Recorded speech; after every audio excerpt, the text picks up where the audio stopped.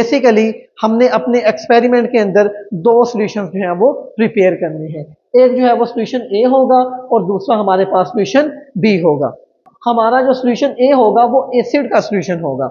हमने acidic solution को prepare करके उसको ब्यूरेट के अंदर डालना है, ठीक है। और जो हमारा बेसिक सॉल्यूशन होगा, जो बेस का सॉल्यूशन होगा, उसको हमने प्रिपेयर करके नीचे टाइट्रेशन फ्लास्क के अंदर लेना है। ये मैं आपको सारा परफॉर्म करके दिखाऊंगा। बेसिकली आपने इतना याद रखना है कि हमने दो सॉल्यूशन जो है वो प्रिपेयर करने हैं, एक एसिड का सॉल्यूशन होगा और दूसरा हमारे पास बेस का सॉल्यूशन होगा।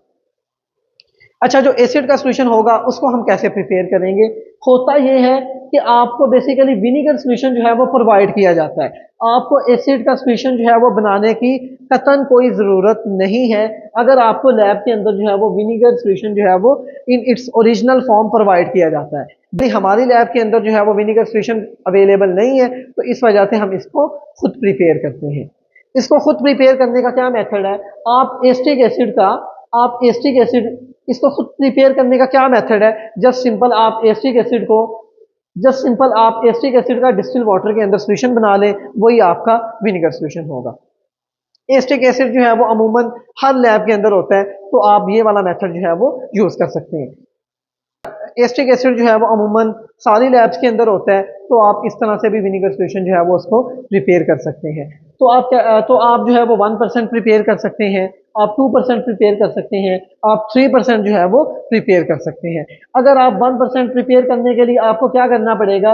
आपने 1 ml एस्टिक एसिड लेना है और 25 ml आपने डिस्टिल वाटर के अंदर आपने उसको ऐड कर देना है। अगर आप 2% प्रिपेयर करना चाहते हैं, तो आप क्या करेंगे? आप एक बीकर उठाएंगे, उसमें आपने 50 ml डिस्टिल वाटर ऐड कर दिया। डिस्टिल 50 ml आपने बेसिकली क्या करना है? आपने एक बीकर उठाना है, उसके अंदर आपने 50 ml डिस्टिल वाटर ऐड कर देना है। 50 ml आपने डिस्टिल वाटर ऐड कर दिया, तो अब क्वेश्चन ये है कि आप उसके अंदर कितना एस्टिक एसिड ऐड करेंगे। अगर आप 2% प्रिपेयर करना चाहते हैं, तो आप पिपट उठाएंगे, पिपट से आपने एस्टिक एसिड के अंदर पिपट डालनी है और आपने 2 ml जो है वो एस्टिक एसिड निकाल के 50 ml जो आपने बीकर के अंदर डिस्टिल वाटर लिया है उसके अंदर आपने उसको ऐड कर देना है। तो इस तरह से आप 2% एस्टिक एसिड का सोल्यूशन जो है वो डिस्टिल वाटर में प्रिपेयर कर सकते हैं। बेसिकली हमें ब्यूरेट का जो एक्चुअल साइज होता है वो 50 ml होता है। हम 50 ml से थोड़ा एक्स्ट्रा इस वजह से प्रिपेयर करके रखते हैं ताकि ड्यूरिंग एक्सपेरिमेंट जो है वो कम ना पड़ जाए। तो इस वजह से हम जो है वो 75 ml डिस्टिल वाटर लेंगे, उसके अंदर 3 ml जो है वो एस्टिक एसिड डाल देंगे, तो इस तरह से हमारा 3% जो है वो सोल्यूशन प्रिपेयर हो जाएगा। चलिए हम क्या करेंगे? हमने 75 ml डिस्टिल वाटर के अंदर 3 ml एस्टिक एसिड डाल देना है और इस तरह से हमारा 3% जो है वो एस्टिक एसिड का सोल्यूशन जो है वो प्रिपेयर हो जाएगा। तो हम जो है वो अपना सोल्यूशन ए जो है वो अभी उसको प्रिपेयर करेंगे। सोल्यूशन ए को प्रिपेयर करने के लिए आपने सिंपल काम करना है, आपने एक बीकर उठाना है, उसके अंदर आपने क्या किया जी? मैंने आपको बताया था कि आपने 75 ml जो है वो डिस्टिल वाटर लेना है। अगर आप इसके ऊपर लेबलिंग चेक करें तो यहाँ पे है जी, यहाँ पे आपको नज़र आ रहा होगा 80, यहाँ पे है 60, सो यहाँ पे 60 और 80 के दरमियान में यहाँ पे होगा 70, सो 70 और 80 के दरमियान में होगा 75। तो हमने क्या करना है जी? हमने 75 ml डिस्टिल वाटर ले लेना है। फर्स्ट ऑफ ऑल हम लोग क्या करेंगे जी? इसके अंदर 75 ml डिस्टिल वाटर डाल देते हैं।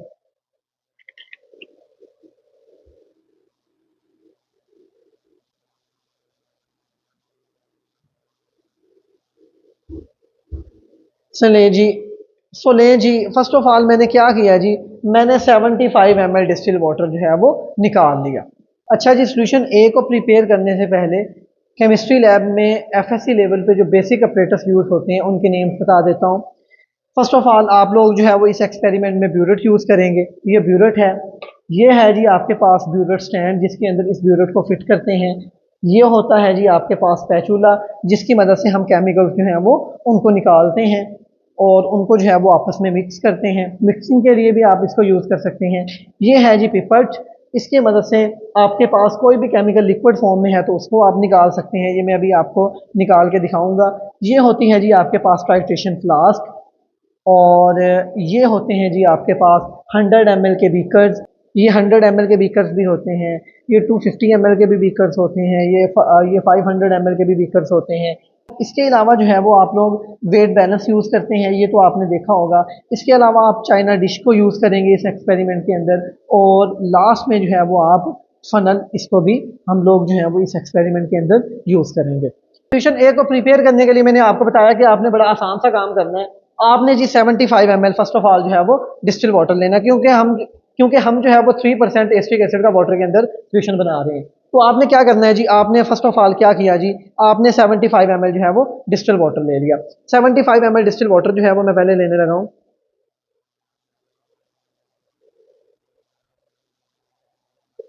75 से थोड़ा एक्स्ट्रा है, 78 था तो इस वजह से मैंने थोड़ा सा निकाल दिया, अभी भी थोड़ा एक्स्ट्रा है। तो फर्स्ट ऑफ ऑल मैंने क्या किया जी, मैंने 75 ml जो है वो डिस्टिल वाटर ले लिया।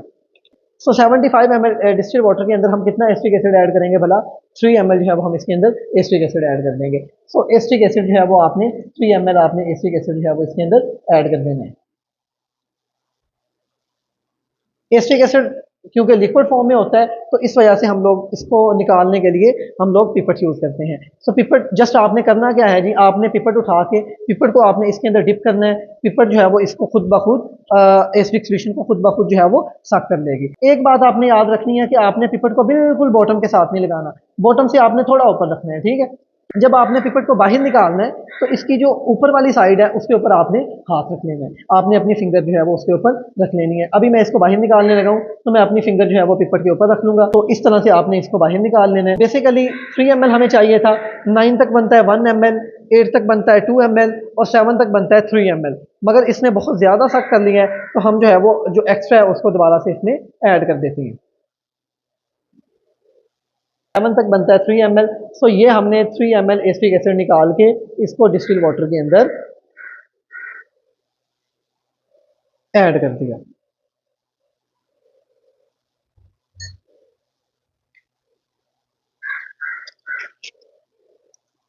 और बाद में आपने जो है वो एसिटिक एसिड को दोबारा से उठा के उसको अपनी ओरिजिनल पोजीशन पे रख देना है, ठीक। अच्छा जी, हमने दो काम करने थे, हमने दो सॉल्यूशंस बनाने थे। हमने एक एसिड का सॉल्यूशन बनाना था और एक बेस का सॉल्यूशन बनाना था। हमने एसिड का सॉल्यूशन बनाना था, उसको तो हम लोगों ने बना लिया। और एसिड वाला सॉल्यूशन जो है वो आपने बना के किसमें लेना है भला, उसको आपने लेना है जी ब्यूरेट के अंदर। तो अब जो है वो मैं क्या करूंगा, फर्स्ट ऑफ ऑल आपने ब्यूरेट को ब्यूरेट स्टैंड के अंदर जो है वो फिट करना है। इसको फिट करने का बड़ा आसान सा मेथड है। आपने क्लम्प्स को यूज करते हुए ब्यूरेट को जो है वो ब्यूरेट स्टैंड के अंदर फिट कर देना है, ठीक है जी। ये मैंने ब्यूरेट को ब्यूरेट स्टैंड के अंदर फिट कर लिया। अभी मैं क्या करने लगा हूँ, वो जो 75 ml एसिडिक सॉल्यूशन हम लोगों ने प्रिपेयर किया था उसको मैं ब्यूरेट के अंदर जो है वो ऐड करने लगा हूँ। तो आपने उसको ऐसे उठा के ब्यूरेट के अंदर जो है वो ऐड कर देना है। और आपने इसको वहां तक ऐड करना है कि जहां तक आपकी इनिशियल रीडिंग जो है वो कितनी हो जाए, 0। और आपने अपनी जो इनिशियल रीडिंग है वो फर्स्ट सैंपल के लिए क्या रखनी है, 0। ये लें जी, मैंने इसको 0 तक जो है वो ऐड कर दिया। और वो जो एक्स्ट्रा हमारे पास 15 या 25 ml था वो हमारा जो है वो बीकर के अंदर सेव हो रहा है। तो एक काम हमने कर लिया, हमने अपना सोल्यूशन ए जो है वो बना के उसको प्रिपेयर करके हमने उसको ब्यूरेट के अंदर डाल दिया। चलें जी, हमने एक काम कर लिया, हमने जो सॉल्यूशन ए था उसको हमने प्रिपेयर करके ब्यूरेट के अंदर डाल दिया। मैंने आपको ब्यूरेट दिखा दी, मैंने आपको एसिडिक सॉल्यूशन मैंने आपको ब्यूरेट दिखा दी, मैंने आपको एसिडिक सॉल्यूशन जो है वो प्रिपेयर करके दिखा दिया। और उसको ब्यूरेट में कैसे जो है वो आपने ऐड करना है वो भी आपको समझा दिया। अब आते हैं जी हमारा जो सेकंड टास्क था। हमारा जो टास्क नंबर 1 था वो ये था कि हमने सॉल्यूशन ए जो है वो प्रिपेयर करना है और उसको प्रिपेयर करके हमने ब्यूरेट में डालना है। वो आपने कैसे किया जी, वो आपने 3% एसिडिक एसिड का सॉल्यूशन जो है वो डिस्टिल वाटर के अंदर प्रिपेयर किया। उसके अंदर आपने क्या किया था, बेसिकली आपने 75 ml डिस्टिल वाटर लिया लिया था। 75 ml आपने डिस्टिल वाटर जो है वो बीकर में लिया, उसके अंदर आपने 3 ml जो है वो आपने उसके अंदर एसिटिक एसिड ऐड कर दिया। वो जो है वो आपका 3% एसिड का सॉल्यूशन जो है वो प्रिपेयर कर लिया। ब्यूरेट की जो टोटल रीडिंग होती है वो होती है 50 तक। तो आपने जो उसकी इनिशियल रीडिंग है वो आपने 0 पे लेके आनी है। वो 50 से ऑनवर्ड जो है वो ऊपर चलता जाता है, मतलब वो 50 से 0 तक जो है वो ऊपर उसकी रीडिंग होती है। तो आपने उसको 0 तक जो है वो फिल कर देना है। वो मैं आपको बाद में दिखा भी दूंगा जब हम सेकंड सॉल्यूशन प्रिपेयर करके उसके बाद जब हम लोग टाइट्रेशन स्टार्ट करेंगे। तो अभी जो है वो हम क्या करते हैं, हम सोल्यूशन बी के ऊपर आ जाते हैं। यहाँ पे आपने एक चीज याद रखनी है कि उसने सोल्यूशन ए के ऊपर हमें कोई कंडीशन प्रोवाइड नहीं की थी। उसने हमें नहीं कहा था कि आपने जो है वो 0.05 मोलर या 0.1 मोलर आपने एसिटिक एसिड का वाटर में सोल्यूशन बनाना है, ऐसी कोई बात नहीं थी। उसने जस्ट हमें कहा कि आपने विनेगर सोल्यूशन लेना है, और विनेगर सोल्यूशन प्रिपेयर करने के लिए हमने क्या किया, हमने 3% एसिटिक एसिड का वाटर में सोल्यूशन बना लिया। मतलब उसने हमें एसिड के अंदर कोई किसी किस्म की कोई कंडीशन नहीं दी थी। उसने कहा था कि जस्ट आप एसिड का सोल्यूशन बना के दिखा दें। तो हमने क्या किया, हमने एसिड का सोल्यूशन बना के उसको ब्यूरेट में डाल दिया। मगर यहाँ पे उसने कंडीशन जो है वो अप्लाई की है। उसने कहा है कि आपने जो बेस का जो स्टैंडर्ड सोल्यूशन लेना है, स्टैंडर्ड सोल्यूशन वो होता है जिसकी मोलैरिटी जो है वो हमें पता होती है। यहाँ पे उसने हमें बता दिया ऑथर ने कि आपने 0.05 मोलर ही सोडियम हाइड्रोक्साइड का सोल्यूशन नीचे बीकर के अंदर या टाइट्रेशन फ्लास्क के अंदर लेना है। तो आप 0.05 मोलर प्रिपेयर करने के लिए आप क्या करेंगे जी, आप यहाँ पे मोलैरिटी फार्मूला यूज करेंगे। तो इसके प्रिपरेशन का भी एक मेथड है। जब भी आपने मोलर सोल्यूशन प्रिपेयर करना हो, वो केमिकल्स जो हैं वो दो फॉर्म के होते हैं। एक तो वो सॉल्ट की फॉर्म में हो सकता है या वो लिक्विड फॉर्म में हो सकता है। अगर वो आप चेक कर लें कि अगर आपका केमिकल जो है वो सॉल्ट की फॉर्म में है, तो इसका मतलब वहां पे मोलैरिटी फार्मूला आप लोग यूज करेंगे। अगर आपका जो गिवन केमिकल है जिसका आपने मोलर सोल्यूशन प्रिपेयर करना है, अगर वो लिक्विड फॉर्म में है, तो इसका मतलब आप वहां पे डाइल्यूशन मेथड यूज करेंगे, M1V1 is equal to M2V2। मगर हमारा जो given chemical sodium hydroxide base, वो किस फॉर्म में होती है भला, वो सॉल्ट की फॉर्म में होती है। सॉल्ट की फॉर्म में उसकी क्रिस्टल्स होती हैं। तो इस वजह से, क्योंकि वो सॉल्ट की फॉर्म में है, तो इस वजह से हम यहाँ पे कौन सा फॉर्मूला यूज करेंगे, मोलैरिटी फॉर्मूला यूज करेंगे। So now come towards molarity formula. Molarity formula क्या होता है जी, बड़ा सिंपल फॉर्मूला है कि आपने जितने मोलर आपने सोल्यूशन प्रिपेयर करना है वो आ जाएगा लेफ्ट साइड पे। जितने मोलर आपने सोल्यूशन प्रिपेयर करना है वो आ जाएगा लेफ्ट साइड पे। यहाँ पे आपने 0.05 मोलर प्रिपेयर करना है, तो 0.05 मोलर जो है वो आ जाएगा लेफ्ट साइड पे। अगर आपने 0.2 मोलर प्रिपेयर करना होता तो 0.2 मोलर आ जाना था यहाँ पे लेफ्ट साइड पे। अगर आपने 0.1 मोलर प्रिपेयर करना होता तो 0.1 मोलर जो है वो लेफ्ट साइड पे आ जाता। मगर आपने 0.05 मोलर प्रिपेयर करना है, तो 0.05 मोलर जो है वो लेफ्ट साइड पे आ जाएगा। और दूसरी बात कि आपने कितने रिक्वायर्ड एमएल, वो आपको बताएंगे कि आपने 0.05 मोलर सोडियम हाइड्रोक्साइड सोल्यूशन जो है वो कितने एमएल में प्रिपेयर करना है। लेट से वो 50 एमएल में भी हो सकता है, वो 60 में, 70, 80, 90, 100 एमएल, 150 एमएल, मतलब सो ऑन। मतलब वो आपको, आप जो है वो जितने मर्जी एमएल डिस्टिल वाटर के अंदर आप सोल्यूशन जो है वो प्रिपेयर कर सकते हैं। तो उसने हमें कंडीशन दी कि आपने जो है वो 0.05 molar sodium hydroxide solution prepare करना है। उसने हमें ये नहीं बताया कि आपने 60 एमएल में करना है, 40 में करना है या 100 में करना है, कितने एमएल में करना है, वो हमारी अपनी मर्जी है। अच्छा, फिर हम 60 एमएल में क्यों कर रहे हैं? 60 एमएल में हम इस वजह से कर रहे हैं क्योंकि हमने जो है वो 3 रीडिंग्स नोट करनी है। नीचे बेस के अंदर जो सैंपल है उसकी हम लोगों ने 3 रीडिंग्स जो है वो नोट करनी है। बेसिकली 60 एमएल डिस्टिल वाटर लेने का क्या मतलब है कि आप 20 एमएल के बेस के जो है वो नीचे 3 सैंपल्स ले लेंगे, और उनके अंदर जो है वो आप ऊपर से ब्यूरेट से जो है वो एसिड जो है वो आप ऐड करते जाएंगे। 1000 के नीचे रिक्वायर्ड एमएल से मुराद ये है कि जितनी आपकी रिक्वायरमेंट होगी वो यहाँ पे आ जाएगी। आपको 60 एमएल में बेस का सोल्यूशन प्रिपेयर करना है, तो यहाँ पे क्या आ जाएगा, 60 आ जाएगा। अगर आपको 80 में करना होता तो यहाँ पे 80 आ जाता। अगर आपको 100 में करना होता तो यहाँ पे 100 आ जाता। अगर आपको 150 में करना होता तो यहाँ पे 150 आ जाता। तो जितने एमएल आपने सोल्यूशन प्रिपेयर करना हो वो आ जाएगा यहाँ पे। एक बात, दूसरी बात, तो पहली बात क्या थी कि जितने मोलर प्रिपेयर करना है वो लेफ्ट साइड पे आ जाएगा, और जितने एमएल में करना है वो आ जाएगा 1000 के नीचे। अच्छा, आपने 60 एमएल डिस्टिल वाटर ले लिया। अभी क्वेश्चन ये है कि आप उसके अंदर कितनी सोडियम हाइड्रोक्साइड के क्रिस्टल जो है वो निकाल के ऐड करेंगे। तो हमने क्या करना है जी, हमने नंबर ऑफ एक्स यानी कि नंबर ऑफ ग्राम्स निकालने हैं सोडियम हाइड्रोक्साइड। मैंने थोड़ा सा कॉम्प्लेक्स कर दिया, आपको मैं आसान लफ्जों में समझाऊं। आपने क्या करना है जी, आपने 60 एमएल डिस्टिल वाटर बीकर में ले लिया। अब आपने उसके अंदर कितनी सोडियम हाइड्रोक्साइड निकालनी है, वो निकालने के लिए आप वो सोडियम हाइड्रोक्साइड को एक्सपोज करेंगे। ठीक है, आप उसको एक्सपोज करेंगे और उसका मोलर मास जो है वो नीचे आ जाएगा, और आपने उसको 1000 के साथ मल्टीप्लाई करना ही करना है, और रिक्वायर्ड एमएल जितने एमएल में आप प्रिपेयर करना चाहते हैं वो आ जाएगा नीचे, और जितने मोलर आप प्रिपेयर करना चाहते हैं वो आ जाएगा लेफ्ट साइड पे। ठीक है, इसका मोलर मास 40 कैसे होता है भला? अगर सोडियम की बात करें, अगर सोडियम की बात करें, सोडियम का मोलर मास होता है 23। ऑक्सीजन की बात करें 16, 23 प्लस 16 कितना हो गया 39, और हाइड्रोजन का होता है 1। सो 23 प्लस 16 39, एंड 39 प्लस 1 ये होता है जी टोटल 40। सो 40 एमएल इसका मोलर मास हो गया। 1000 के साथ आपने इसको मल्टीप्लाई करना ही करना है, और 60 आ जाएगा नीचे। तो एक्स की वैल्यू आपके पास क्या आ जाएगी, 0.12 ग्राम। तो इसका मतलब आपने क्या करना है जी, 0.12 ग्राम सोडियम हाइड्रोक्साइड निकाल के जो 60 एमएल आप डिस्टिल वाटर बीकर में लेंगे, उसके अंदर आप 0.12 ग्राम क्रिस्टल जो है वो सोडियम हाइड्रोक्साइड की ऐड कर देंगे 60 एमएल डिस्टिल वाटर के अंदर। ये आपका बेस का सोल्यूशन जो है वो प्रिपेयर हो जाएगा। बेस का सोल्यूशन आपने प्रिपेयर कर लिया। उसके बाद आपने एक और काम करना है जी, आपने इसके अंदर एक इंडिकेटर ऐड करना है। इंडिकेटर कौन सा होगा भला? फिनोल्फथालीन। आपने जो थर्ड काम करना है वो ये करना है कि आपने अपने बेस के सोल्यूशन के अंदर आपने एक इंडिकेटर फिनोल्फथालीन जो है वो ऐड कर देना है। अच्छा, जब आप बेस के अंदर आप ये जो आपका बेसिक सोल्यूशन है, इतना जो आप ये जो आपका इतना बेसिक सोल्यूशन है, जब आप इसके अंदर एक पिंच ऐड करेंगे फिनोल्फथालीन इंडिकेटर की, आप उसकी एक पिंच ऐड कर सकते हैं, या आप फिनोल्फथालीन का सोल्यूशन भी बना सकते हैं। वो कैसे बना? आप क्या करें जी, आप 10 ml डिस्टिल वाटर लें, उसके अंदर फिनोल्फथालीन की एक थोड़ी सी पिंच ऐड कर दें। वो जो फिनोल्फथालीन का सोल्यूशन बनेगा उसके आपने जो है वो 2 to 3 ड्रॉप्स आपने बेस के अंदर ऐड कर देने हैं। वो काम थोड़ा सा जो है वो लेंथी हो जाता है। इससे बचने के लिए हम लोग क्या करते हैं जी, आपने जो बेस का सोल्यूशन बनाया था वो कैसे बनाया था भला? 60 ml डिस्टिल वाटर के अंदर 0.12 ग्राम आपने सोडियम हाइड्रोक्साइड की क्रिस्टल्स ऐड कर दी, वो बेस का सोल्यूशन बन गया। अब आप उसके अंदर क्या करेंगे जी, आप उसके अंदर एक पिंच ऐड करेंगे फिनोल्फथालीन इंडिकेटर की। इस तरह से जो है वो हम लोग सेकंड सोल्यूशन प्रिपेयर करते हैं। 0.12 gram sodium hydroxide, 60 ml distil water और एक पिंच जो है वो फिनोल्फथालीन इंडिकेटर की। चलें जी, अब जो है वो मैं आपको हमारा जो सेकंड सोल्यूशन होगा उसको प्रिपेयर करके दिखा देता हूँ जी। हम 0.12 ग्राम सोडियम हाइड्रोक्साइड की क्रिस्टल्स का वेट मेजर करेंगे वेट बैलेंस के ऊपर। तो उसको करने के लिए आपने एक चाइना डिश लेनी है। चाइना डिश ले ली आपने। जो चाइना डिश का जितना भी वेट आएगा 61.27 ग्राम, आपने उसको क्या कर लेना है जी, आपने उसको फर्स्ट ऑफ ऑल टेयर कर लेना है। टेयर इस वजह से करते हैं कि क्योंकि आपने जस्ट अंदर वाली क्रिस्टल्स का वेट लेना है, आपने चाइना डिश का वेट नहीं लेना। जो अंदर वाली क्रिस्टल्स होंगी उनका वेट लेने के लिए आप इसको कर लेंगे जी टेयर। इसको मैंने टेयर कर लिया। अब ये सिर्फ उन्हीं का वेट देगी जो अंदर आप क्रिस्टल्स ऐड करेंगे।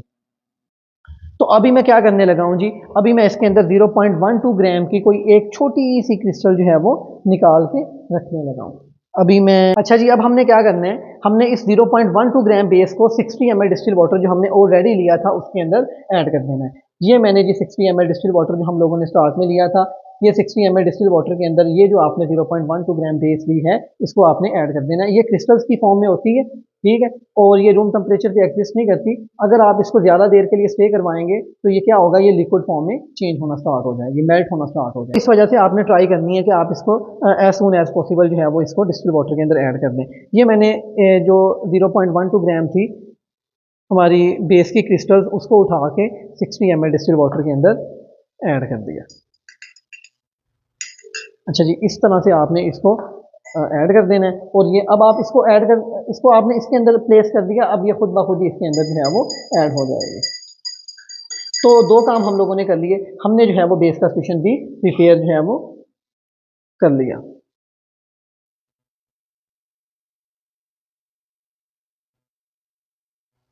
तो दो काम हम लोगों ने कर लिए, हमने बेस का सोल्यूशन भी प्रिपेयर कर लिया। अच्छा, बेस के सोल्यूशन के अंदर आपने एक और चीज़ लेनी थी, आपने इसके अंदर इंडिकेटर कौन सा ऐड करना था? फिनोल्फथालीन। सो थर्ड काम अब हम लोग क्या करेंगे, हम हमारा जो बेस का सोल्यूशन हमने प्रिपेयर किया है इसके अंदर फिनोल्फथालीन इंडिकेटर की एक पिंच ऐड कर देंगे। तो अब जो है वो मैं फिनोल्फथालीन इंडिकेटर उठाता हूँ।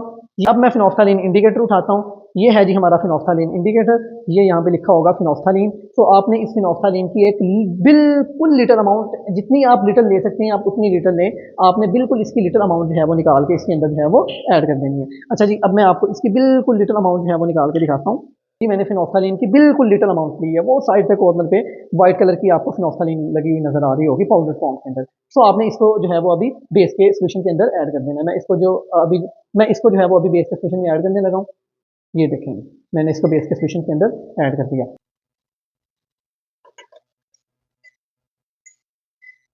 एक और चीज़ आपने याद रखनी है कि फिनोल्फथालीन इंडिकेटर जो है वो एसिडिक सोल्यूशन में कलरलेस होता है और बेस के सोल्यूशन में पिंक कलर के होता है।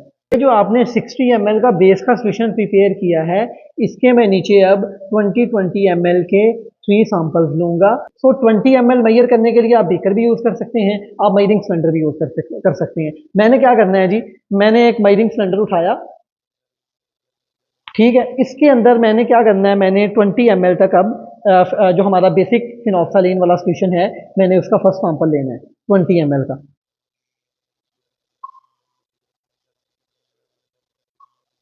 तो ये मैंने क्या किया जी, मैंने 20 ml का फर्स्ट सैंपल ले लिया। 20 ml का फर्स्ट सैंपल लेके आप इसको जो है वो किसके अंदर, टाइट्रेशन फ्लास्क के अंदर ऐड कर देंगे। सो ये हमारा जो है वो नीचे बेस का एक सैंपल प्रिपेयर कर लिया हमने। इसी तरह से हम लोग जो है वो बेस का सेकंड सैंपल प्रिपेयर करेंगे। तो इसी तरह से आपने 20 ml का सेकंड सैंपल लेके उसको भी आपने टाइट्रेशन फ्लास्क के अंदर ऐड कर देना है। इस तरह से आपके पास जो 20 ml का थर्ड सैंपल होगा उसको भी आपने जो लास्ट टाइट्रेशन फ्लास्क होगी आपने उसके अंदर ले लेना है, ठीक है। सो लास्ट में मैंने 20 ml का जो थर्ड सैंपल है उसको भी मैंने टाइट्रेशन फ्लास्क के अंदर ले लिया। तो इस तरह से आपके पास एसिडिक सॉल्यूशन जो है वो ब्यूरेट के अंदर हो जाएगा और बेस के जो है वो 3 सैंपल्स आपने नीचे टाइट्रेशन फ्लास्क के अंदर ले लिए। अब जो है वो आप लोगों ने क्या करना है, अब जो है वो हम लोग टाइट्रेशन स्टार्ट करते हैं। टाइट्रेशन स्टार्ट करते वक्त आपने सबसे पहले जो है वो फर्स्ट सैंपल के लिए इनिशियल रीडिंग नोट करनी है। अच्छा जी, अगर फर्स्ट सैंपल के लिए इनिशियल रीडिंग नोट करें वो कितनी है जी, ऑलमोस्ट जीरो है। तो इसका मतलब हम लोग क्या करेंगे, फर्स्ट सैंपल के लिए जो इनिशियल रीडिंग नोट करेंगे वो हो गई जी हमारी जीरो। तो मैं फर्स्ट सैंपल के लिए इनिशियल रीडिंग जो है वो जीरो मैंने मेंशन कर दी। इनिशियल रीडिंग नोट कर ली, वो है जी आपकी जीरो। अब जो है वो हम लोग क्या करने लगे हैं, टाइट्रेशन स्टार्ट करने लगे हैं। फाइनल रीडिंग वो वाली होगी जब आपका नीचे बेस में पड़े हुए सॉल्यूशन का कलर चेंज हो जाएगा। जब आपका नीचे बेस का कलर जो है वो चेंज हो जाएगा, वो वाला पॉइंट आपका कौन सा होगा, एंड पॉइंट होगा। ये जी मैंने इसको ड्रॉप वाइज ऐड करना स्टार्ट कर दिया और नीचे आपने टाइट्रेशन फ्लास्क को जेंटली जो है वो आपने इसको शेक करते जाना है। ये लें जी, बहुत जल्दी आपकी जो है वो कलर चेंज आ गया। सो फर्स्ट सैंपल के लिए जो हमारी फाइनल रीडिंग है वो क्या होगी, 2। तो इधर टेबल के अंदर मैंने फर्स्ट सैंपल के लिए जो इनिशियल रीडिंग नोट की थी वो 0 थी और जो फाइनल रीडिंग होगी वो क्या होगी भला, 2 होगी। तो मैं इसकी फाइनल रीडिंग जो है वो लिखने लगा हूँ, दैट इज 2। और इन दोनों का 2 माइनस 0 फाइनल माइनस इनिशियल करें तो दोनों का डिफरेंस क्या आ जाएगा, 2 ही आ जाएगा। तो इस तरह से आपने ये रीडिंग नोट कर लेनी। बिल्कुल जैसे आपने फर्स्ट सैंपल को टाइट्रेट किया है इसी तरह से हम लोगों ने अभी, बिल्कुल जिस तरह से आपने फर्स्ट सैंपल को टाइट्रेट किया था इसी तरह से हम लोगों ने अभी सेकंड सैंपल को जो है वो टाइट्रेट करवाना है। इसके अंदर आप क्या कर रहे हैं, आप एक वीक एसिड को एक स्ट्रॉन्ग बेस के अगेंस्ट टाइट्रेट करवा रहे हैं। तो ऊपर से अब मैं क्या करूंगा, दोबारा से जो है वो अब सेकंड सैंपल के लिए जो हमारी इनिशियल रीडिंग होगी वो क्या होगी भला, 2। तो सेकंड सैंपल के लिए मैं इनिशियल रीडिंग नोट करने लगा हूँ, वो कितनी है जी, 2। सेकंड सैंपल के लिए हम लोगों ने फाइनल रीडिंग नोट करनी है। वो कैसे करेंगे जी, टाइट्रेशन स्टार्ट कर देंगे, इनिशियल 2 है, 2 से हमने जो है वो एसिड को ड्रॉप वाइज जो है वो ऐड करना स्टार्ट कर देना है। अभी एसिड जो है वो ड्रॉप वाइज ऐड हो रहा है, नीचे से आपने इसको जो है वो जेंटली जो है वो शेक करते जाना है और तब तक आपने शेक करते जाना है जब तक इसका कलर जो है वो चेंज ना हो जाए।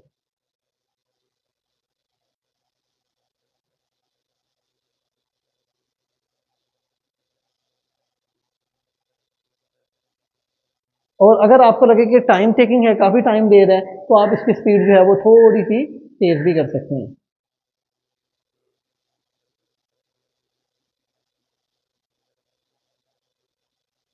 देखें जी कलर चेंज आ गया, तो ये वाला पॉइंट हमारा क्या होगा, एंड पॉइंट। और ये किस पॉइंट पे आया है, 4 पे। सो सेकंड सैंपल के लिए जो हमारी फाइनल रीडिंग होगी वो क्या होगी भला।